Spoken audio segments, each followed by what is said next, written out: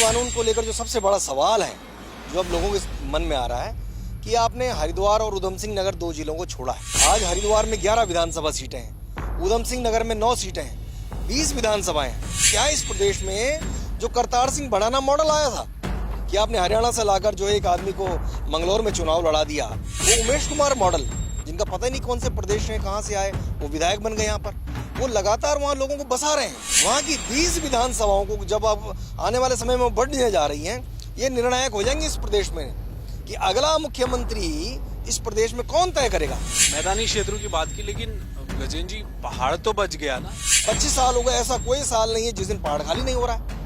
बहुत बड़ी चुनौती है कि सरकार और सरकार का चरित्र होता है कि वो तानाशाह होती है, इसमें कोई दिक्कत नहीं है, लेकिन मेरा मानना है कि सरकार का तानाशाह होना उतना घातक नहीं है जितना विपक्ष का सत्ता पक्ष से मिल जाना है। उत्तराखंड की धामी सरकार ने यूसीसी के बाद एक बड़ा फैसला लिया है और कल कैबिनेट ने भू कानून के जो पुराना भू कानून था उसमें संशोधन का एक प्रस्ताव था, उसको मंजूरी दे दी गई है। और इसके बाद पूरे उत्तराखंड में चर्चा ये चल रही है कि क्या जिस तरह से भू कानून मूल निवास संघर्ष समिति जो कि सड़कों पर आंदोलन कर रही थी, लोग मांग कर रहे थे, क्या उसके अनुरूप ये भू कानून अब आ गया है? क्या हिमाचल की तर्ज पर न सही लेकिन काफ़ी हद तक प्रावधान कर दिए गए हैं? क्या यही उत्तराखंड के लोगों को चाहिए था? तमाम तरह के सवाल हैं। कैबिनेट में मंजूरी प्रस्ताव को मिली है, क्या सदन के इसी सत्र में क्या उसे टेबल कर दिया जाएगा, सदन के पटल पर रखा जाएगा, या ये पीछे जाने वाला है क्योंकि आने वाले समय में शीतकालीन सत्र होगा उसमें रखा जाएगा? क्या स्थितियां बनने वाली हैं?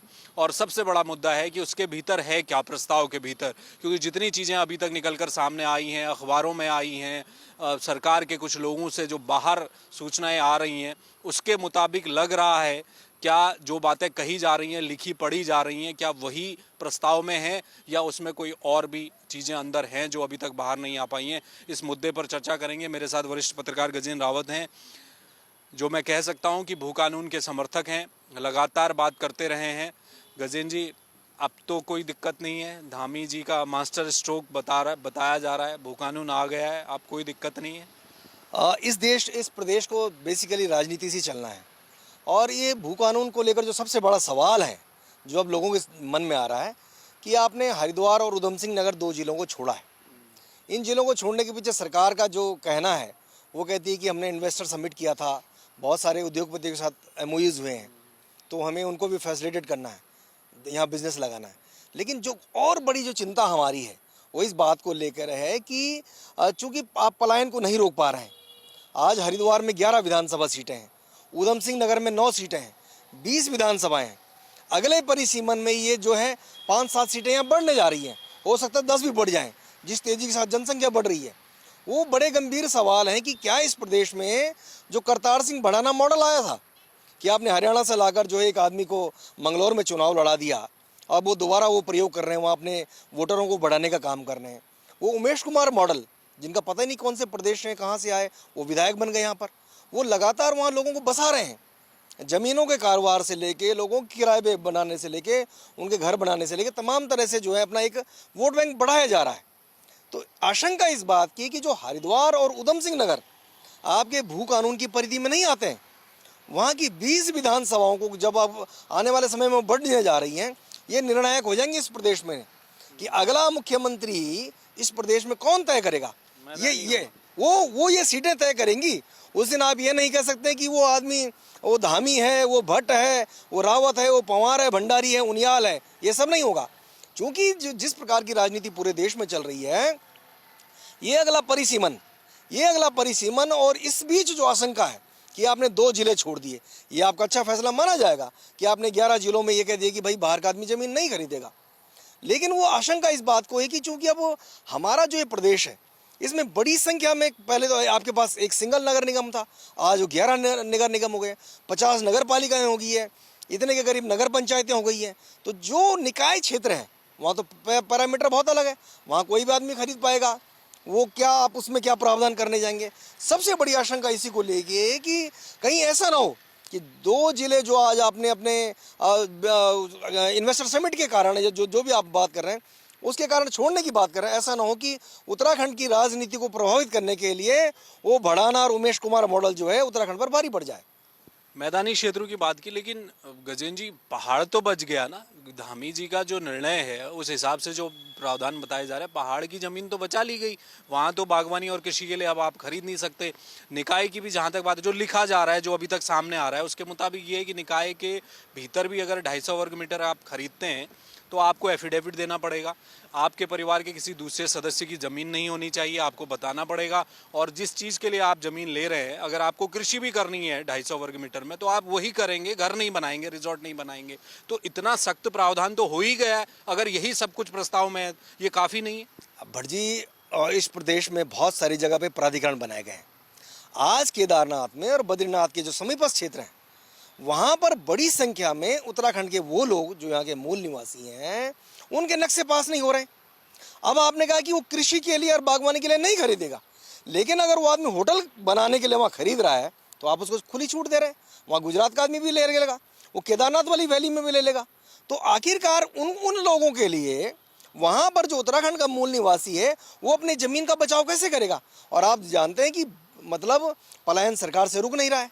25 साल हो गए, ऐसा कोई साल नहीं है जिस दिन पहाड़ खाली नहीं हो रहा है। बहुत बड़ी चुनौती है।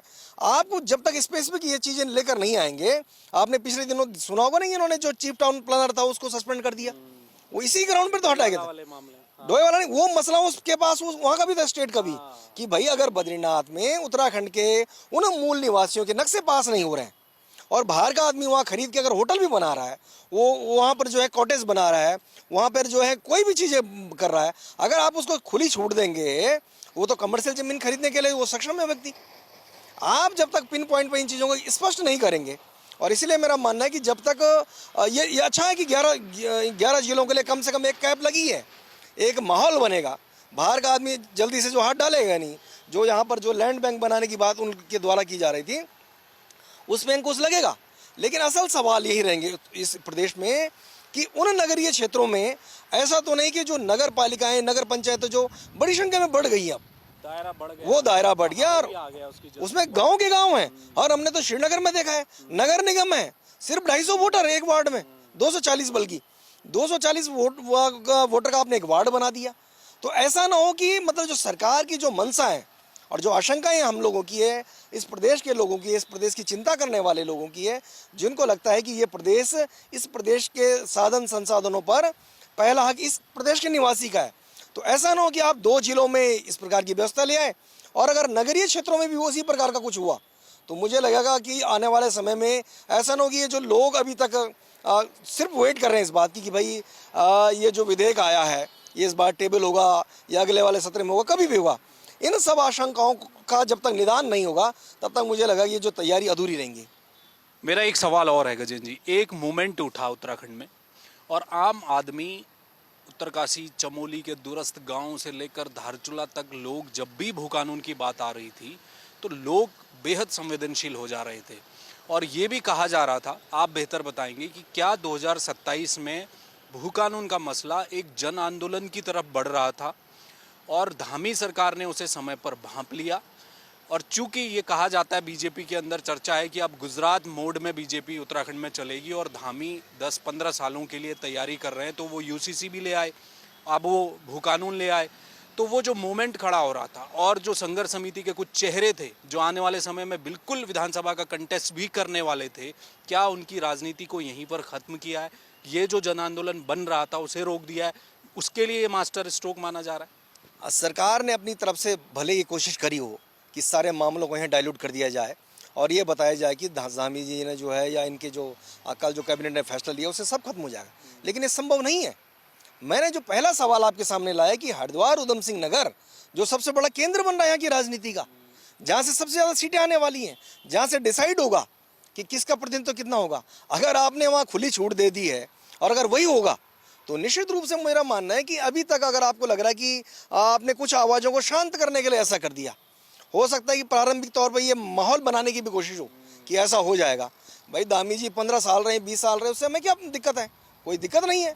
धामी जी भी इस प्रदेश के नागरिक हैं, वो जितने समय रहना चाहें, जितने समय उनकी पार्टी रखना चाहिए वो रह सकते हैं। असल सवाल है कि उनके द्वारा जो लिए गए फैसले हैं वो इस प्रदेश को सूट करेंगे या नहीं करेंगे। वो आपको ध्यान होगा कि एक बार जब केदारनाथ की जो है मंदिर में मोदी जी की फिल्म चलाने की बात आई थी, उस समय तो डबल इंजन सरकार थी, लोगों ने जो है प्रतिरोध किया। तो ऐसा नहीं कि आज आपने कोई फैसला ले लिया और तो जो जन आंदोलन है वो खत्म हो जाएंगे। ये तो जन आंदोलन की धरती है। हमने उत्तराखंड आंदोलन से पहले मंडल कमीशन का भी आंदोलन देखा, तमाम तरह के जो है आंदोलन यहाँ हुए। अब जरूर ये कुछ समय से ये देखने को मिला कि सरकारों ने उनके रूट डाइवर्ट कर दिए हैं।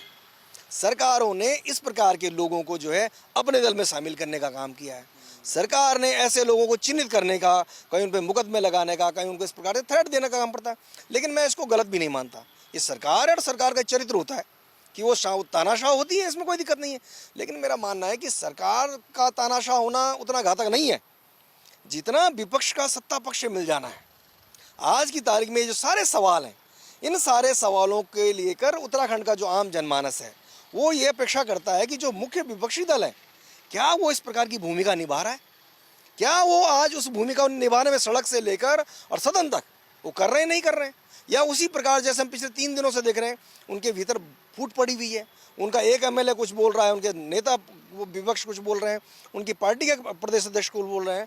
तो मेरा मानना है कि सरकार जो भी करे, एक तो जन आंदोलनों को कभी दबाया नहीं जाएगा, और जो लोग इस प्रदेश की चिंता करने वाले लोग हैं उनको इतनी जल्दी मैं नहीं मानता कि ऐसा जो है उनका कहीं वाइंड अप हो जाएगा। मुद्दे हमेशा जीवित रहते हैं। मुद्दों को जीवित रखना, उन पर मुखर होकर बोलना, उनके लिए सड़क पर उतरना, उनके लिए जेल जाना, मुकदमे झेलना, ये सब चीज़ें ही जो है तय करता है कि आने वाला वक्त किसका होगा। इसलिए जो 2027 की जो आपने बात कही थी कि भाई उसके लिए एक बड़ा जो है तैयारी है, सरकार अपनी तरफ से तैयारी करेगी निश्चित रूप से। लेकिन मेरा मानना है कि जो आम जनता है वो भी इस चीज़ को वॉच कर रही होगी कि लगातार 2 टर्म की सरकार यहाँ आ गई, 3 बार लगातार लोकसभा में आपको जिता कर भेज दिया। उत्तराखंड के लोगों को और उत्तराखंड के हितों का कितना संरक्षण हुआ है? आज भी तो वो नियम नहीं हटा ना कि पहाड़ में जगह जगह बुलडोजर चल रहा है और यहाँ मैदान में जो 20-25 लाख लोग जो हैं अवैध रूप से बैठे हुए हैं, उनके ऊपर जो आपने अध्यादेश की कैप लगा दी है। ये वो तमाम सवाल हैं कि आने वाले वक्त में जो भी लोग इन मुद्दों पर खड़े रहेंगे तो निश्चित रूप से उनके लिए चाहे निकाय का चुनाव हो, चाहे पंचायत का हो या विधानसभा का, लोकसभा, सारे रास्ते तो जनता तय करेगी। फिर कैबिनेट की मोहर के बाद आप ये कह रहे हैं कि मुद्दा अभी कायम है भू कानून का। मेरा कहना है कि जिस 20 विधानसभा में आज हम खड़े हैं, हरिद्वार की 11 विधानसभाएं, उधम सिंह नगर की 9 विधानसभाएं, अगले समय में वो 30 होने जा रही है। आप कैसे उसको डिनाई कर लेंगे? वो कि सरकार का कोई खेल नहीं है। यही तो आशंका है लोगों की। अब उनको बताना पड़ेगा ना कि आज अगर वहाँ वोटर्स इतने नए परिसीमन के बाद क्या होने जा रहा है। इसका मतलब आप इतने हल्के में नहीं छोड़ सकते हैं। वो जो हजारों हजार लोग, वो गंगोत्री से लेकर धार चूल्हा और खटीमा से लेकर देहरादून तक, जो हर आदमी उस भू कानून से, उस मूल निवास से अपने को कनेक्ट करता है, वो कैसे चुप बैठ जाएगा? और उसको नहीं लग रहा कि आपने ये बताया कि आप जो वहाँ उद्योग लगाने की बात कर रहे हैं, लेकिन जो वोटर वहाँ बढ़ेंगे, जो सीटें तय होंगी, जो इस प्रदेश की राजनीति को तय करेगा, अगर उसमें कुछ घालमेल होगा तो मुझे लगता है कि वो आंदोलन इतनी जल्दी खत्म नहीं होगा। बहुत शुक्रिया, थैंक यू। तो ये थे गजेंद्र रावत। देखिए, मुद्दा रहेगा भू कानून का, उनका ये कहना है। और ये जो प्रस्ताव पर मुहर लगा है, जो भू कानून के संशोधन प्रस्ताव को कैबिनेट ने मंजूरी दी है, और वो एक संशोधन विधेयक भी अब आना है, क्योंकि भू कानून के जो प्रावधान आपने नए किए हैं, आपको सदन में लाकर उसको अमलीजामा, कानूनी अमलीजामा पहनाना है। इस सदन में लाएंगे या अगले सत्र में लाएंगे, एक अलग विषय है, लेकिन अधूरा है। उनका ये कहना है कि आपने हरिद्वार और उधम सिंह नगर को छोड़ दिया, जो कृषि लैंड है उत्तराखंड की सही मायने में, वहाँ पर ज़मीनों का क्या होगा? अगर सरकार ये कहती है कि इन्वेस्टर समिट हुआ था, बड़े उद्योगपति आने हैं, उनसे करार हुए हैं, एमओयू हुए हैं, उनके अलग अलग तरह की यहाँ कंपनियाँ लगनी हैं, उनको हम ज़मीन देंगे, तो फिर 11 जिलों में आपने कर दिया, 2 छोड़ दिए, तो मामला तो अधूरा रह गया। और फिर निकाय क्षेत्र को लेकर भी क्या घालमेल अभी तक नहीं हुआ। फिर सवाल ये भी है कि जो लोग अभी तक खरीद चुके हैं उनका क्या होने वाला है, उनकी भी सांसें अटकी हुई हैं। तमाम तरह के अभी बहुत सारी चीज़ें, अड़चनें भू कानून में दिखाई दे रही हैं। एक बार मसौदा सामने आ जाएगा, उसे पढ़ लिया जाएगा, तो तब जाकर लोगों को संतुष्टि हो सकती है। और यहीं से ये जो जन आंदोलन की बात हो रही है भू कानून को लेकर, वो एक नए रास्ते पर चलता हुआ दिखाई देगा। कैमरामैन मयूर उपाध्याय के साथ हेमंत, जय भारत टीवी।